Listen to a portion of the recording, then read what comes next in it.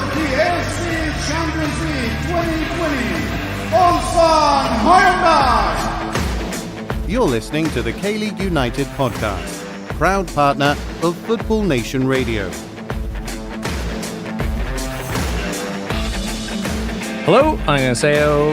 Ryan Walters in the K-League United bunker, threatened as it is sometimes by the K-League cat. He is prowling nearby, but he's at his distance for now. The folks that I am joined by live here, however, are Michael Redmond. Good afternoon, good evening even, sorry. Which nobody knows what time we were. Actually, it's live. People do know what time we record now. Anyway, Pete, how you doing? Hey up, gentlemen. Very good, thank you. The teeth are in the mouth, which is good. Always helpful. It's a good. rare occasion for me lately. So. I suppose we should explain that because Pete's absence on the pod has not been because he's being punished. I don't know what we would ever punish you for, Pete. It's because along with you've kind of had like a weekend routine. It seems like you're becoming a Jumbook fan, but I think it's just because your dentist is nearby. Yeah, well, I'm going to the dentist in Gwangju, so that fits nicely with the K-League fixture sometimes. And yeah, just Jumbook's near the new girlfriend's house, so it's I have a dentist or a date, and that decides which match I go to. See, I'm on a whole different D&D kick, but dentist and dates, man, it's not a bad way to do it.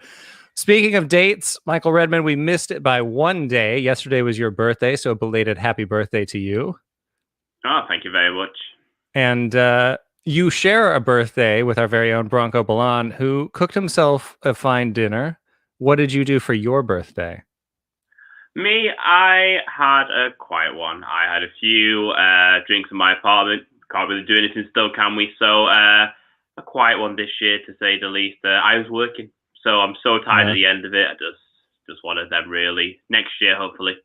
See, if I was you, I would have just been on the Seoul Elan homepage, hitting refresh and watching my face pop up over and over again. In case you don't know, Michael Redmond is now a model. He is one of the models for the new merchandise line for Seoul Eland. If you go to their webpage, it's just souleland.com, isn't it? It is. I think it's the SCFC. I should have checked this 4K, but on SCFCwall.com. And yeah, you'll see my face plastered all over there. I'm nowhere near a model, but yeah, hopefully it sells a few things. Hey, just be glad that you're going to games with the mask up. Otherwise, you'd be getting mobbed by people throughout. Anyway, those are the good things. We are here to discuss some of the bad things, namely Japan 3, Korea 0. We're going to discuss the quote-unquote friendly that was over in Japan and the massive fallout from that, which... Okay, yeah, we'll discuss that. Then we're going to hear from Paul Neat, who interviewed Valentinos Sielis of now Busan I Park, and a really interesting conversation about just where he is mentally and how things are going for him in a new location again.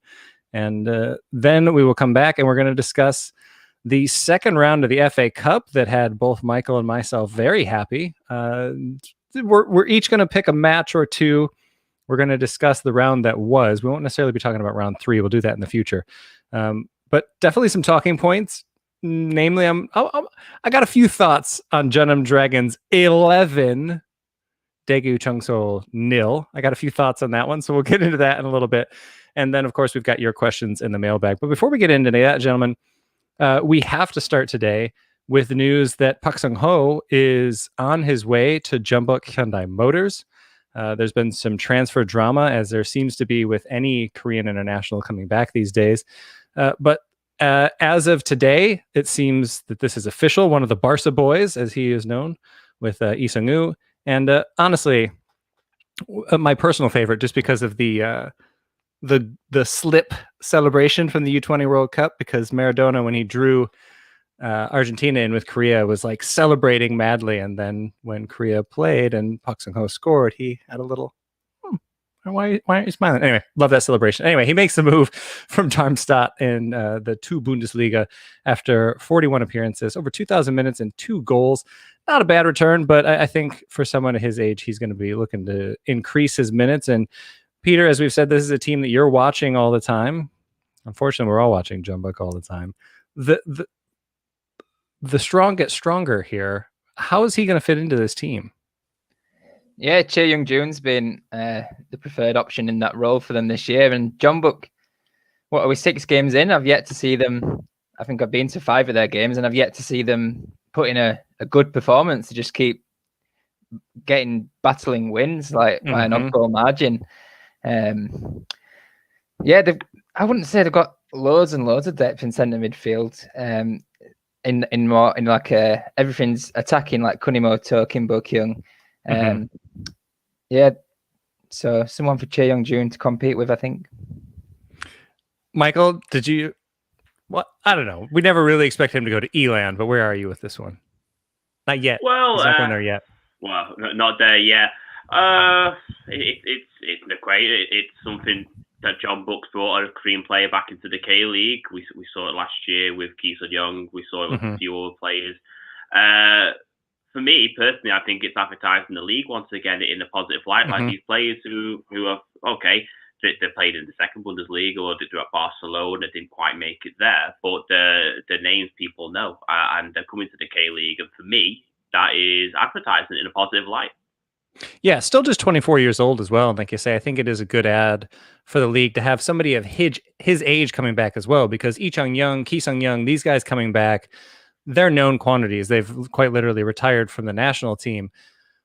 Park Sung-ho, however, is trying to get back into the national team, is trying to potentially get back to Europe, and has that ability and has that age. So yeah, I like this move. Look, I'm never Jumbo getting stronger is never going to be that fun for the rest of us, but you know, it is what it is. And as far as the controversy there goes, K-League has said that they are fine with this move, that it is up to Park Sung-ho and Suwon Samsung Blue Wings to sort out whatever differences they may have there. So Jeonbuk, I know we always want to paint them as the heels, but I mean, what are they supposed to do? They've got an international caliber midfielder that fills a hole for them. They want him. They can afford him. They went and got him. I mean, whatever deal, handshake agreement there was between him and Suwon, what's Jeonbuk supposed to do about that? You know, I mean, to me, and I think this is why you're spot on, Michael. I think this is good for the league. So even if it is Jeonbuk getting stronger, but like, let's just get it done. Let's get these talented Koreans that want minutes back into this league, get some butts and seats, and hopefully we can get a capacity up for that, and get people enjoying the league. And yeah, I like it. So anyway, that's the good. Let's just move on. Let's talk about it. Let's talk about Japan defeating Korea 3-0. 2 goals in the first half, 1 very late in the second half. And Michael, how did you feel after this match? I'm between a rock and a hard place really with this one. Korea they've not played since the start of this current world events. They needed game time. They needed to play together as a unit because the qualifiers are coming up in June. But with the instances of some players not coming over from Europe, but not a team that will be picked, and to have a lot of players who we had to do for the first time, I'd say it's more of a hindrance than it was actually a beneficial thing for Korea. But at the same time, it was a national game, which, you know, it was long overdue.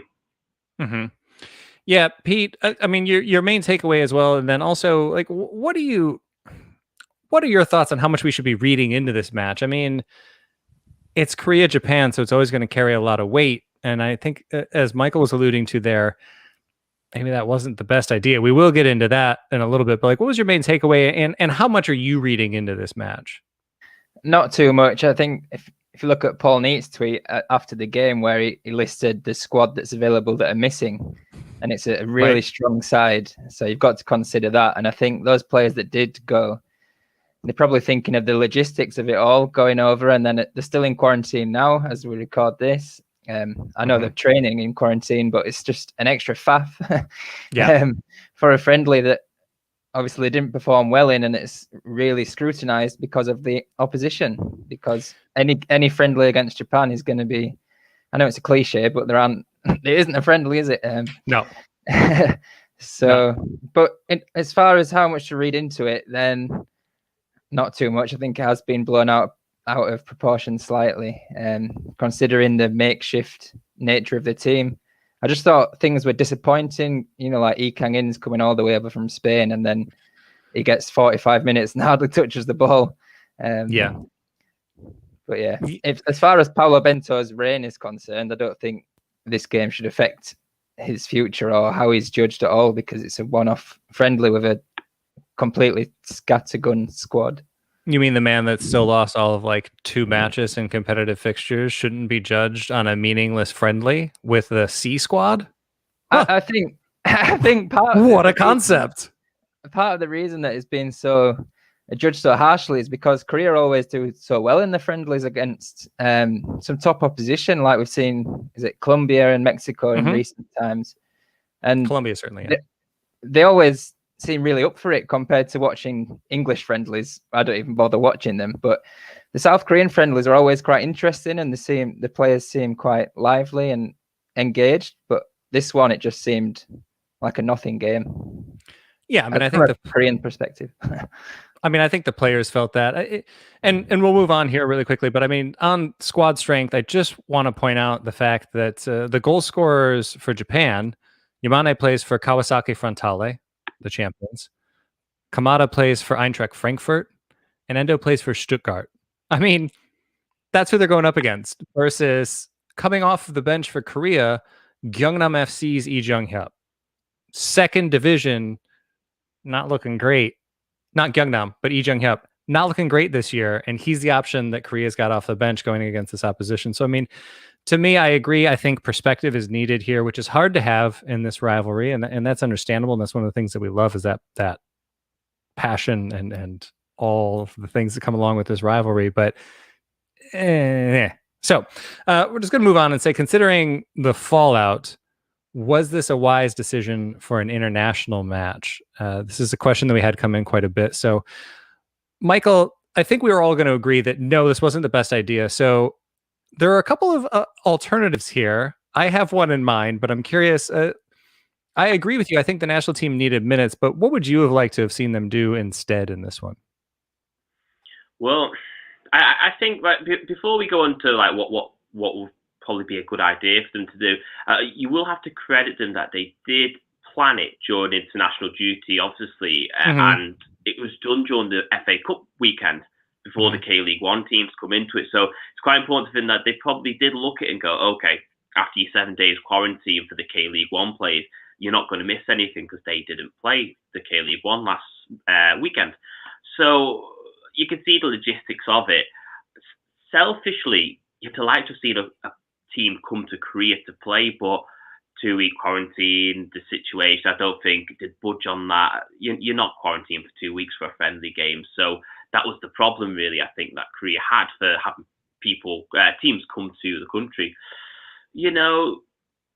Could they do the Olympic team again, the Olympic team versus national team? But we already seen that back in October time. So I know you have a great suggestion that you might want to suggest. Oh, you stop.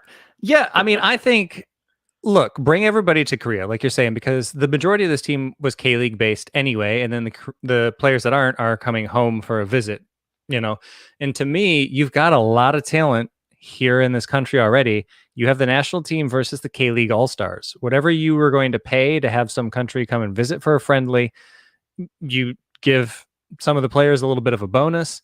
Go ahead and throw them out there for a match. Maybe it's comprised of the foreign players. Maybe it's some of the Korean players that didn't quite make the cut for Bento's squad. I mean, to me, this is another event of like, make it fun. Throw it on a Saturday night where K-League fans, Korean fans can go to this game. They can see the players that they see week in, week out in a different atmosphere. It's going to be competitive, I mean, not as competitive, but I don't know. To me, it's not necessarily worth flying all of these players over to Japan, dealing with the quarantine, dealing with the fallout, because really Korea's in a no-win situation in this. If you go over there and you win, okay, great. Well done. You won a friendly. Nobody really cares that much.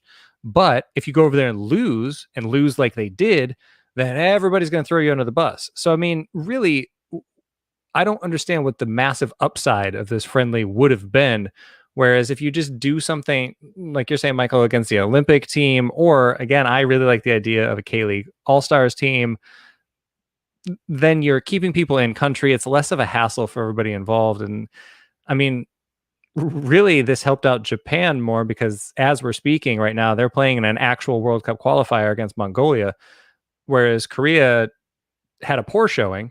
They had a poor showing. They were all 3 goals, just such lapses on defense. Although that first goal had a lovely little back heel, but I won't go into it too much because, but to me, that's just really a no-win situation. But Pete, thoughts on that? And then there's one other thing before we move on here. Yeah, I agree with both. There was no need to leave the country. I think maybe they got that agreement to reduce the quarantine to a week, and they thought it's possible to do it, so let's just go and do it. Yeah. And then Bento gets to train with them up in Paju to see his local players. Maybe that's one benefit that we don't see on the pitch, but at least he gets that time to see some players up and close. Yeah. I think the thing I want to close on with this, and then we'll move on and we'll hear from Paul in his interview with Valentinos Sielis. Martin Lowe wrote about this for the Asian Game recently, and I love the idea. I think it's time for it. And he wrote about an Asian Nations League. We've seen this in Europe. We're seeing something similar over in North America as well. And Pete, I'll come back to you on this one. Do you think it's time that we have a Nations League here in Asia and just kind of get rid of these meaningless friendlies? Not for me. I think if there wasn't the COVID aspects to everything, I think international friendlies are still useful. They've still got the merit. And the Nations League we've seen in other continents like Europe, I just think it's yet another competition, and it starts to dilute the meaning of the other competitions. So no, I'd just stick to friendlies if it was me. Michael? I would agree along the similar lines. I'm not really interested in friendlies too much, but it is quite nice the aspect of like your national team playing like a completely random team. I don't know, say like Mexico or Colombia, or even play like Ireland or Georgia, just random countries that you'd never get to play if you're in like a national league setup. Mm-hmm. So I just think it's the fun of it, really. I'm on the other side here. I actually really like the idea of a Nations League. I think this is what you can use as qualifiers, maybe for the World Cup, definitely for the Asian Cup.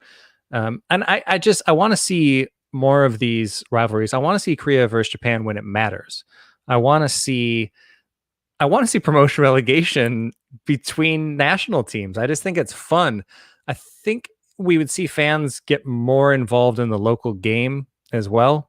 I think if we have players that are playing in Nations League, Champions League, and in the league play, I think we'll start to see a little bit more here locally. But more than that, I like the idea of it creating a competition between nations, between the World Cup, because the World Cup is fantastic. It should stay at every 4 years. Any of this talk of it being more frequent is absurd. Please no, don't do that.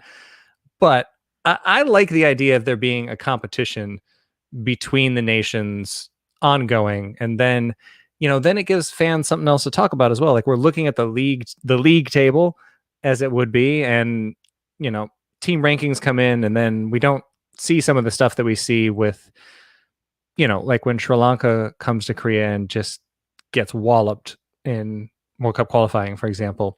Or maybe we do. Maybe they get promoted up and it's fun. But I like the idea of making it more competitive. But I will just, again, say Martin Lowe wrote that for the Asian Game. Go ahead and check that out there. We're a little bit over time on all this, so I'm going to cut myself off. I'll cut the rest of us off. On the other side of this break, you're going to hear from Paul Neate in his interview with Busan Park defender Valentinos Sielis, and then we will be back to talk about the FA Cup after that and to answer any of your questions in the mailbag. So if you've got them, get them in while this interview is going on, but we'll be right back.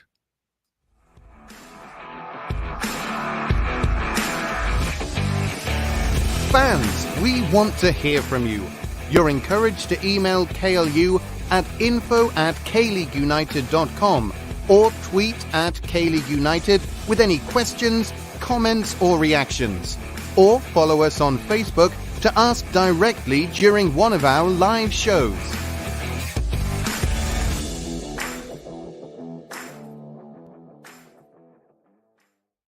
Valentinos, hello. How are you? Hi, I'm fine. How are you? Good morning. Yeah, I'm good. I'm good. First of all, it seems like you only play for K-League clubs that have got a good beach nearby. Gangneung, Jeju, and now Busan. Yeah, I think it's my destiny because, as we spoke last time, my country is on the beach. So, yeah, maybe that's my destiny to be near the beach. How is life in Busan? It's really good, especially now with my family being here. We're really enjoying Busan. It's a beautiful city, combination of the nature and the big city vibes with the beach. So it's great. Yeah, we're enjoying it. And as you say there, it must be really good having a family here because you spent all of last year basically without your wife there, and now your son is here. It must be a nice peace of mind knowing that your family are here and they're safe. Yeah, especially because, like you said, last year was a really hard year for me. General for everyone in the start of the coronavirus. So having them here is just a boost for me and making me feel more comfortable. And we're really, really enjoying our time here. Good, good. Well, you're back. You're playing regularly. You're even scoring goals. One against Daejeon. Should have been two. Should have been one against Gimcheon as well. But it must feel very good. Yeah. It's always good to be on the score sheet, especially if your team wins. So, yeah, I can't wait to be on the score sheet again.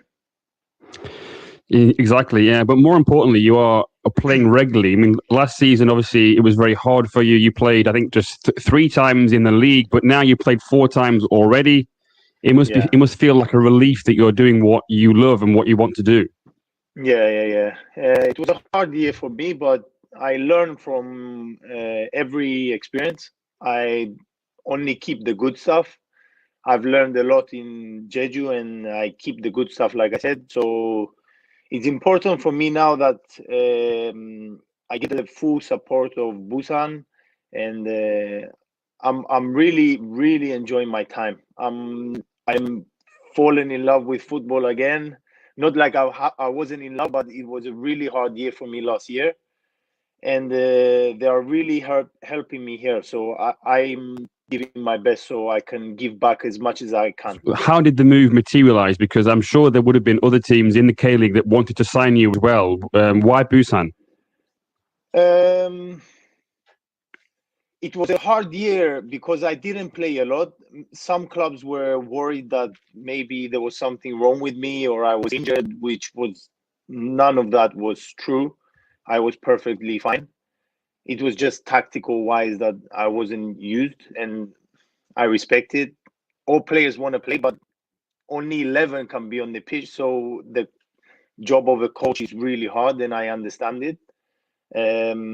So it was a hard year for me, and some clubs didn't know, and I didn't have many options. But as soon as Busan came in, I had some options outside of Korea, which I didn't want to take because I'm having a really good time here, and I consider Korea the paradise of Asia. So I'm very, how can I say, I feel like home being here. So I wouldn't change for another country so easily. So as soon as I got the offer from Busan, it was a great opportunity for me. So I just took it without even thinking. On the same day I flew here, had medical checks, signed, and then went back to pack my stuff and come here. Wow. So how would you assess the start to the season from your new team's point of view? Well, like our coach is saying all the time, we're starting a new team. There's a combination of some older players and more experience with a lot of young players, and he's trying to build something new. And always they start when you make a new project is hard. There's ups and downs. This is why you see we lost on the first game, even though we had a good game. If you check with Seoul Leland, we didn't do that bad, and then just suddenly we collapsed. That's the time we need to prepare our new team. But I'm very positive. We have very good players, young and older players and more experience, and I think what we are building here is going to be positive in the future, and I'm pretty sure we will succeed. I see. And what do you think the team is good at? The strengths of the team. Well, we have a certain strategy which I don't want to share. So we are trying to do whatever the coach asks us in different games, because all the time we change our strategy depending of the opponent. So we're always adapting to the opponent and giving our best. And I think our team will show the true character. Maybe half of the season, you will see the real power of the team, because game by game, I think we will become much better. For sure. Obviously, then you won against Dejon, but then there was that 4-0 defeat to Asan. Now, what went wrong in that game, do you think? In games like this, when things are not going your way, I think that's when experience and we could have stepped in a little bit better and controlled the game. But like I said, things like this will happen in all the teams that prepare and create a project for the future, because we're not so, how can I say, we're not dropped in only for this year. We're trying to plan something for the next years. So yeah, it was a bad game for us. We had some good things, but you cannot lose 4-0, and it's something that we are trying to fix. And you see, on the next game, we worked on our mistakes, and we got a win against Gimchon, which is, from my personal opinion, is one of the best teams in K League 2. So it's a positive start for us. Yeah, obviously you got that win. Was it a relief after that game? Was that the feeling that you had? Yeah, it was a game when you come from a defeat 4-0. You have to show character in the next game. We knew it's going to be a hard game, but we're playing home with our fans, and we had to show and at least give our best on the pitch. So at the end of the game, when we went in the changing room, everyone was satisfied. Everyone was tired because we gave our best. Of course, we had some bad moments in the game, but winning the game was our top target, and we did it. So yeah. And obviously, he had 2 goals from Am Byung-jun, his first goals of the season. Obviously, as you know, he was the MVP in K League 2 last year, and he'll be very important for you this season. So from a team point of view, having him scoring those 2 goals and winning the game would have been a huge positive. Yeah, he's a great player, and I spoke to him before the game, because all strikers, if you don't score, it brings you more pressure. I spoke to him and told him just to be patient, and once one goal comes, the second one will come. So I told him he was going to score 2 goals this game, and he There you did. go. So yeah, I'm just happy for him, because if Byung-jun is good, then I think he's going to help our club massively. For sure. Oh yeah, I mean, he was superb last year for Suwon FC, and you know, it looked like he was going to go to Gangwon, one of your old teams, but for some reason he's still in K League 2, and I would not be surprised if he is the top scorer again this season. But I just want to touch on your own experience. Obviously, we've talked about this already a little bit, but after last year, where you didn't play as much as you wanted to, does it make you more determined to succeed now and really have a good spell with Busan, based on the fact that you're making up for lost time? Yeah, for a football player, being out of the games is really hard, and you're having trouble to accept it, and it really brings doubts to yourself. And last year, I was actually doubting myself. What am I doing wrong? Why am I not playing, or things like this? But fortunately, the people who were around me at the club helped me a lot get through it, and especially my wife. When she came over the last 3 months, she just gave me so much power to keep going. And the physical coach of Jeju, he was actually helping me a lot to maintain my strength, not only physically but mentally also. So yeah, it's not that I want to prove that I'm gonna why I didn't play last year and I want to prove now. I have nothing to prove. I'm just a professional player who plays whenever they need him, and we all have to be ready and accept what the coaches decide for us.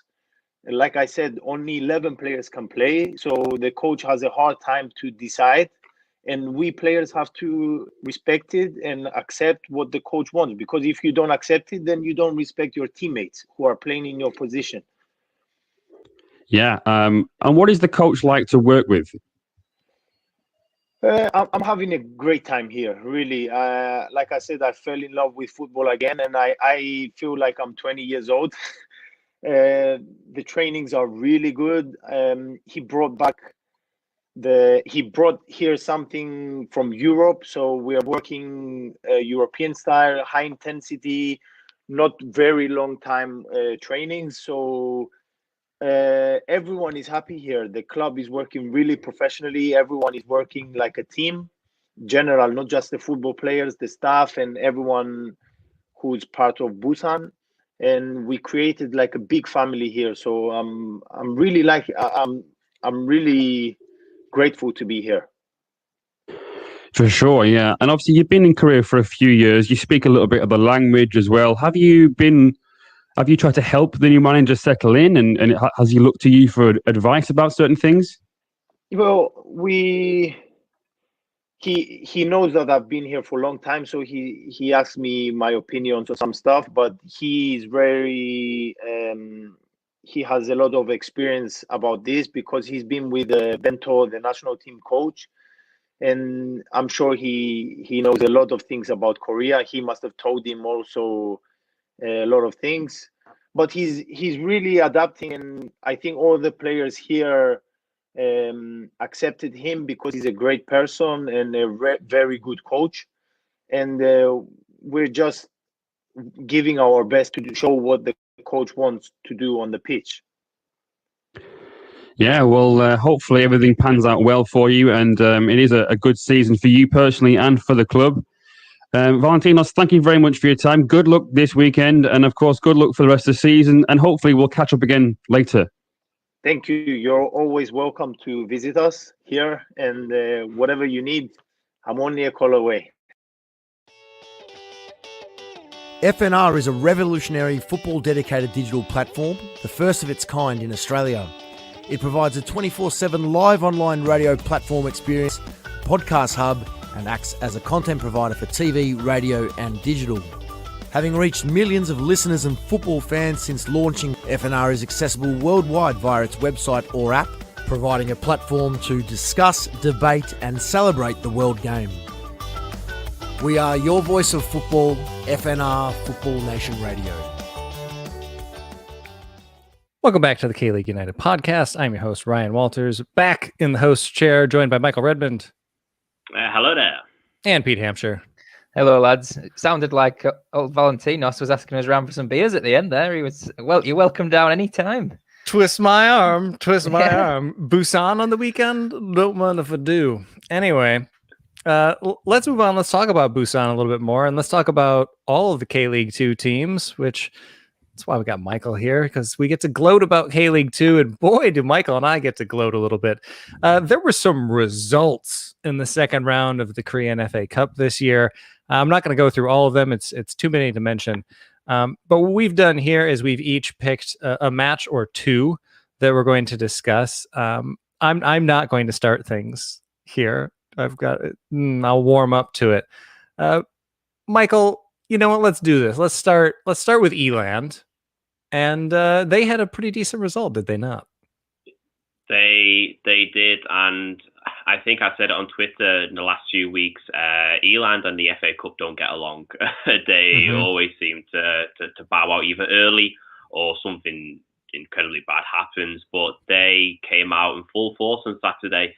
Chun Jun-young picked an entirely new team. He only had one or two players who'd normally play regularly. Kim Ji-wan in defense, Ko Jae-hun in midfield, and they just walked Songwon off the park 5-0. It was a very respectable result for them. They played really well. A hat-trick for Igoni, so he's going to ask more questions now, getting more game time off the boss. So he was fabulous on Saturday, and 5-0. It was the Soliland's biggest ever win. And you were there in the rain, you brave soul. I was there in the rain. I've got a blocked nose now from cheering, and I didn't judge it properly, so I only wore a light jacket, and my girlfriend was cold and wet, and I was cold and wet, but we were just, by the fifth goal, we were like, okay, you can stop now, it's okay. We'd like to go home now. Yeah, so a good performance from them, and like you say, I think that's what we want to see out of these early round FA Cup games, is players kind of getting into that lineup and asking some questions about the K2 matches. Pete, which match caught your eye in the second round? I went for a couple involving Busan teams. So Jeonju FC actually train in Gimje, where most people who listen to this podcast know that's where I live. I thought you were going to say where most people that listen to this podcast are based. Yeah. Massive in Gimje. Massive. So I watch Jeonju FC train sometimes, and to be quite honest, it just looks like a group of lads having a kick around. There looks no organisation. I'm not sure what's going on. So I was expecting them to get pummeled at Busan Park away at the Gudok, but maybe playing at such a historic ground boosted them, because Busan Park needed extra time to win 2-1 with An Byung-joon scoring the winner. So that surprised me. And another one was Busan Transport Corporation. I've seen a lot of their games when I used to live down there, and people who maybe don't know about the transport, they've got two groups of supporters. One is called the Soju Drinkers, and that's mainly Koreans. And the other, there's a large proportion of foreign supporters down there. There's about 20 that go to watch them every week. And they won 3-0 at Chuncheon, and they've set up a tie with Gwangju at home in the next round. So that'll be fun. That's split my loyalties nicely, that third round tie. Yeah, well, and we actually do have a feature on the supporters group on K-League United, if anybody wants to check that one out. A little bit about Busan Transportation Corporation FC. I love the team names at this level, and I will always bring it up every year. I desperately miss the Ulsan Hyundai Mippo Dockyard Dolphins. What a name. And they are no more. They mainly became the Ansan Greeners a couple years ago. Anyway, so, okay, here's the thing with the one I got. It's Jeonnam Dragons 11, Daegu Cheongsol 0. Okay, and I should be ecstatic about this. Part of me is happy about this. An 11-0 victory. It's a record. It is there was a 12-1 in the FA Cup as well, but I'm going to go ahead and put this one up there because they didn't concede at all. So this is one of, we'll say, the largest victories ever in the Korean FA Cup. It is the largest victory ever for the Jeonnam Dragons. 11 goals is massive. Winning by 11 isn't my issue here. If they had put out a team similar to what we've seen other K-League 2 teams do, I'm fine with that. But what we've seen here is a team that was up 5-0 at halftime. 5-0 already. Bring on Balotelli and Samuel. Their foreign striker imports that have been brought in to help the anemic attack in the league are brought in when you're beating an amateur team 5-0 at halftime. I mean, they just absolutely tore them apart. And my thing is, like, what are you hoping to get out of this? So Jun Kyung-joon, the manager, I'm not sure. Can you really say that Balotelli's decent when he's tearing apart amateurs? That, like, look, Michael, you and I have played some five-a-side. I think we'd have done all right against Cheongsol. I would have been torn apart, but like I could have stayed on the field for a good 10 minutes. Anyway, I don't understand the logic of bringing on these strikers that are so important to the league, because you can't really learn anything about them in the match because they're playing amateurs. And what if they get hurt? What are you doing bringing on these guys that have been brought in to save the season against amateurs in the second half when you're winning 5-0? What if they get hurt? I don't understand it. Meanwhile, we've got an 18-year-old forward, Chae Sung-jin, not even in the squad, not even in the 18 when you're playing amateurs. A pair of 19-year-old defenders, not in the squad when you're playing amateurs. A 21-year-old goalkeeper, not in the squad. If these guys aren't going to get minutes then, why are they even on the team? None of it makes sense to me. And I should be happy.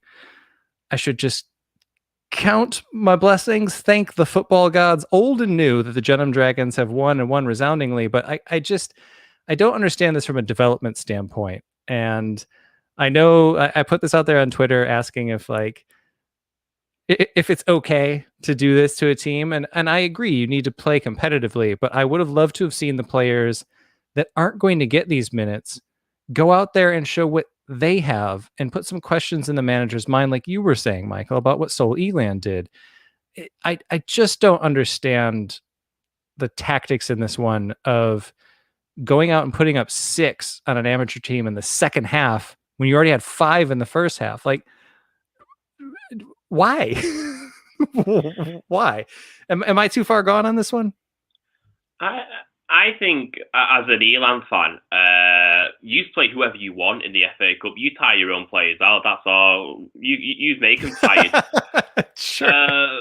Like in Sol Elan's case, all 3 foreigners arrested. Leandro, Benegas, Barbio, they weren't even on the bench. And why would they be? Why would they be? Exactly. And, like the 2 main players I said earlier, Kim Jin-hwan and Ko Jae-hun, play and have the biggest chances of playing regularly every week for Elan. They were the 2 players who played in that game. But they, this season, haven't played as much as maybe they wanted to. So it was brush-up season for them, really. I'm flabbergasted by it. Now, should they have scored 11 goals? If it was a league game, 100% yes, you need as many goals as possible. FA Cup game, keep them coming, exactly. But looking at the calibre of the team you're playing, and then you had a full squad out there, and I was just a bit, I don't know how I feel about that. Like, further on saying, I wrote for the preview for KLeague.com last week about Elan's game. Chung Dong-young won't be silly with the line out. He won't just field a couple of players who've never played with each other before. He will play a team that have experience and players who he wants to try and develop and go out there and see what you could do for 90 minutes. And that's exactly what he did. I'm not sure what Jordan got out of this game, apart from the biggest scoreline ever. I disagree with you too slightly because, Balotelli, he's just arrived at Jonham and goals breed confidence, don't they? So the manager wanted him to put a couple in the net. It doesn't matter who it's against sometimes, as long if it's in a competition, then that might breed confidence and go into the league. But Pete, if I'm in net and Balotelli scores against me, how confident is he really going to be? And look, we watched this game. I am not a goalkeeper, but I'm not far off from what Chung Sol had out there. Like that it was not only they were a bad amateur side. I'm sorry, guys. Like they were way out of their depth, but they also just didn't look up for it at all. I think we've seen amateur sides come out and play, and weren't one of them.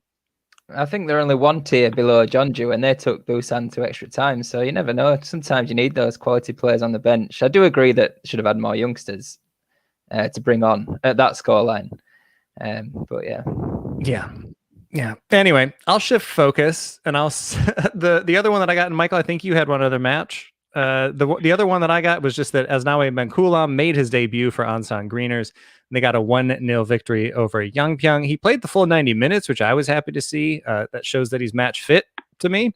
So hopefully we see him out there for a full match in K-League this weekend. The first ever Indonesian player playing in K-League. Still hasn't got those K-League minutes yet, but hopefully this weekend. So congrats to him and Ansan. Michael, you had one more. I actually kept my eye on Anyang this weekend against Cheonan City. They ran away 5-1 winners. It's quite interesting because now that they've won that game, they set up a game against Incheon United. So it's once again another K2 versus K1 team. Another certain game is happening on the 14th of April as well. The K1 and the K2 team will lead into that whenever you want, and I'll just put the ear off you for the next 5 minutes. I was saving the best for last, my man. Sol Elan's win sets up the first ever Seoul derby, just a couple of years after we had FC Anyang making the trip up to face the team that they feel betrayed them, the former Anyang Cheetahs, FC Seoul, and now we see FC Seoul hosting once again. Michael, this is going to be fun. This is something I'm already nervous about. I'm excited about. I've already had banter with the SC Soul fans, mates I've got. This is going to be an exceptional 2 weeks for me, starting right now. War sort of already been pulled and drawn. It's been played on the 14th of April. It's the same day that Seoul Elan wanted in 2014, so it's our foundation day as well. So just to add a little bit of seasoning to the steak, I'm so excited. I'm so excited. I think we'll hold off on the preview for that one, but yeah, I mean, like this is absolutely massive. And look, the form the Elan's in, they could do it. They could do it. It's FA Cup. It's FA You never Cup. know. Anything can happen in the cup. Yeah, and as Michael said, that one is coming up on the 14th, so we will have a preview of that probably the night before, maybe the week before, but we'll definitely be talking about that in the weeks to come. But we're going to take a really quick break and then come back with some of your questions in the OG Luis mailbag. We'll be right back.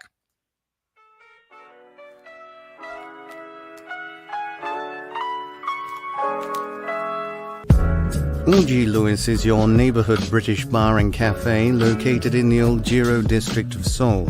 Decorated in old English antiques and furniture for a true homely feel, you can enjoy homemade scones, cakes and afternoon tea during the day, and traditional British favorites like beef stew, English ale, and a fine selection of wines at night. Available for private parties or simply an evening out, OG Lewis is sure to become your favorite neighborhood pub. Be sure to mention K-League United at the bar during your visit and you'll get 10% off your bill. Welcome back to the K-League United podcast. I'm your host, Ryan Walters, joined in the OG Luis mailbag by Michael Redmond. Hello there. And Pete Hampshire. Hello. And gentlemen, we were going to start the mailbag as we usually start the mailbag with a question from Clint of the 94th minute, but we've kind of already gone over it. I will say that he was asking, he said that the friendly with Japan was a bit of a disaster, and he was asking which country would have liked to have seen Korea play instead. I will say Scott Whitelock came in and mentioned the Northern Mariana Islands, which lovely away day. Perfect for me. It's a U.S. territory, so I can actually travel there. That'd be great. Yeah, I think we kind of already went over that. Any other thoughts on like what Korea could have done for the friendly? Oof, play themselves. Would have been better. Yeah. All right. Let's move on to one from Mathbins. He says, Ki Sung-young, Park Jung-bin, Lee Chung-young, and now Park Sung-ho. Should K-League clubs be laying claim to first refusal on players, especially when the clauses all surface last minute, when the deal is with the player and not the club? So, yeah, again, as we alluded to earlier, there have been a lot of issues with high-profile Korean players coming back to play in Korea. Pete, what's your take on this? Yeah, these recent cases, and like Baek Sung-ho's, I think they've really hit the media here. So it'd be great if these cases could be used as a way to change the laws. Because there's lots of great young talents coming through in K-League. And that's something that substitution rule has helped with. So it would be fantastic if they could use this as an impetus to actually change the rules. So players like Son Min-kyu don't get stuck in the same situation in 5 or 10 years' time. Because it's ridiculous that these clubs have a hold over players that have not even been in their building for a decade. It's got to change. Yeah. Michael, anything? Yeah, I completely agree. It really confuses me, the fact that, okay, they were signed you at one point, or they played, would they even have played a first team appearance, would have been in the youth system. There's the fact that you now own that player. Now, if you look at especially some players who come to Korea, like foreign players or some players in Europe, they have like 14, 15 teams to their name, like the journeymen. And could you imagine if they had that for every single club? Well, think about the implications of that. Every single team they're going, oh, we own him, oh, we own him, we own him. No, when the contract is done, the contract should be done. The amount of players that teams have trained up and then they've sold on, or trained up and then just gone elsewhere, that's just the nature of the game sometimes. You build up these next rising stars, or you build them up, you don't think they're good enough, and you let them go. That should be the end of it, really. Yeah. Yeah, I mean, I understand in a case where a player's been at a club from 9 to 18, and then a team like John Book or someone come in and snatch him for 100,000. Then I think a law should be in place where some compensation is agreed, but not when it's literally been a decade, hasn't it, with Pixamo when he was at Suwon. It's just, it shouldn't have that hold over someone for the whole career and exclude someone from being able to move to a complete league. Yeah. I mean, I think last year with Ki Sung-young, that obviously worked out in the end and he's back with FC Seoul. But at the time, it looked like he might not be coming back to K-League because of it. And that's what worries me. That's what worries me is, I mean, we saw this with Lee Sung-woo, right? Lee Sung-woo also wanted to come back, but he couldn't because of a similar situation. So to me, if this is preventing the betterment of the league, which in that case it is, look, I've got my issues with Lee Sung-woo. I think you got to actually play and be a professional player at some point, young man. Your talent's great. Just go actually play. But I would love to see him here. He'd be great for the league, and I think this would be a great fit for him. But we've got these kind of things in the way preventing it. So yeah, I agree. These got to go. All right, Michael, we've only got one last question here for you, and it is from the man that shares your birthday. It's from Bronco Balan. He said this one's for Michael. How do you see Eland approaching the Seoul Derby from a tactical perspective? That's why I left this one for a little bit. Well, I think they'll play a lot stronger team in this round than they did in the round before. Chung Dun-young, for me, he's a genius. He knows what he's doing. And last season, when he made a few mistakes, he came out and he admitted, look, I should have done things differently here. I think he's wise now. He's got a season at Seoul. He knows how he can get the best out of these players. I think he's going to go there with every confidence. Because, okay, Seoul have scored some goals, but so have FC Seoul scored a lot of goals this season, but so has Seoul Eland as well. So last two games in the league have both been draws, but he likes to play like this 3-4-3 and like the 3-4. Sorry, I get mixed up myself here now. 3-5-3 kind of formation with the two wingers coming back and forward. I think he'll stick with that really because it will be a full squad against maybe not a full FC Seoul squad. Now, how serious are they going to take it? They better not. Well, that's it. Like, I know a few FC Seoul fans like, oh, this is not a derby for us, and oh, this will be a warm-up game. But I think they're underestimating our team a little bit. We would play a full team on that day, and you've just got to see how FC Seoul will come and approach it, really. I mean, it's not a derby yet because it hasn't happened, but you share the same city. It's a derby. Come on, let's not with that. All right. Anyway, that's it for the mailbag this week. A short one, gentlemen, as we it looks like we're actually going to do our hour mark as we've promised folks that we would. Anyway, if you'd like to get more involved with the show, you can do so on Patreon. We have a very exciting announcement coming up later this week. We thought we were going to be able to debut it here on the podcast, but an exciting announcement coming for our current Patreon subscribers and folks that may want to join us very soon. Info about that tomorrow, Thursday at the latest on all of our social channels. Be ready. It'll be good. Also, K-League Survivor is still going on there. Some of us are still alive. I have 2 lives. Michael, how you doing? I'm on full free again. Still. Oh. 2 for me. Oh, okay. Well, I mean, yeah, Dead Man Walking Matthew Benz isn't here this week, and Bronco could even get a resurrection for his birthday there. He is also out. But yeah, I think we're doing, if you get in at the $1 tier, then you can join that. And all you have to do each week is pick a team that won't lose in K-League 1 or 2. Sounds easy. It ain't. And we also have some exclusives like Saturdays, Koreans Overseas, and we're going to have a pub quiz soon. So that'll be good. That's at $1, $3, and $5 tiers. And if you'd like to listen to this podcast live, you can do so every Thursday on Football Nation Radio down in Australia. Again, watch A-League this season. It's amazing. I'm just going to say it every week. It's really great. If you'd like to get involved in this month's K-League kit contest, there are 2, one of which we've already announced. We announced this today. We just love the unsung greeners these days. We can't get enough of them. Dug out a yellow away kit. I like a yellow kit, obviously. I'm a fan. It's from their 2017 seasons, from their inaugural season. So if you'd like to be entered into the contest to win that, all you need to do is leave us a review, 5 stars preferred, wherever you download your podcasts or find us on social. But that is about it for this week. So for Peter Hampshire and Michael Redmond, I'm Ryan Walters. Thanks so much for watching.